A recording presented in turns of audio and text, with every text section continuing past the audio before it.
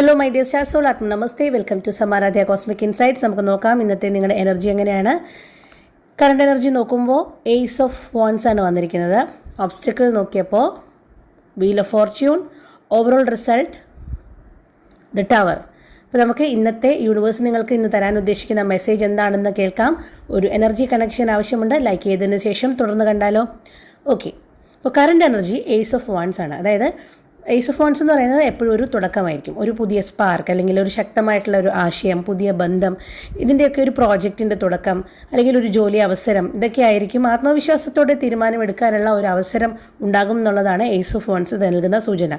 ഒരു divine spark, എന്തെങ്കിലും ഒരു ഡിവൈൻ സ്പാർക്ക് നിങ്ങളുടെ ലൈഫിൽ കിട്ടും എന്നുള്ളതാണ് ഈ ഏസ് ഓഫ് വാൻസ് നൽകുന്ന സൂചന. എന്താണ് അതിന് ഒബ്സ്റ്റക്കിളായിട്ട് നിൽക്കുന്നത് എന്ന് നോക്കിയപ്പോൾ വീൽ ഓഫ് ഫോർച്യൂൺ ആണല്ലോ വന്നത്.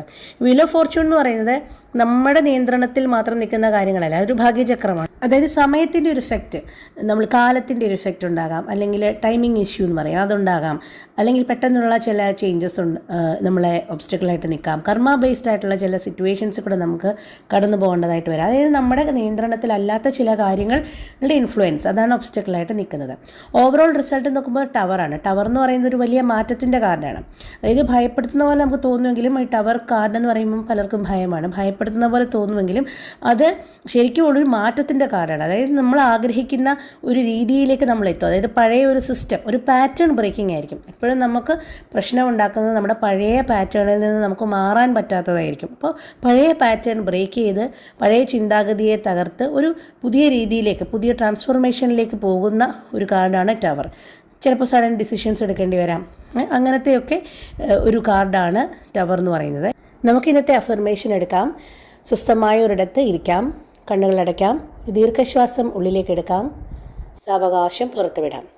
എനിക്ക് സംഭവിക്കുന്ന എല്ലാ മാറ്റങ്ങളും എൻ്റെ ഉയർച്ചയ്ക്ക് വേണ്ടിയുള്ളതാണ്. ഞാനതിനെ ധൈര്യത്തോടെ സ്വീകരിക്കുന്നു. എല്ലാ നന്മകൾക്കും പ്രപഞ്ചശക്തിയോട് നന്ദി പറയുന്നു. ദീർഘശ്വാസം ഉള്ളിലേക്ക് എടുക്കാം, സാവകാശം പുറത്തുവിടാം.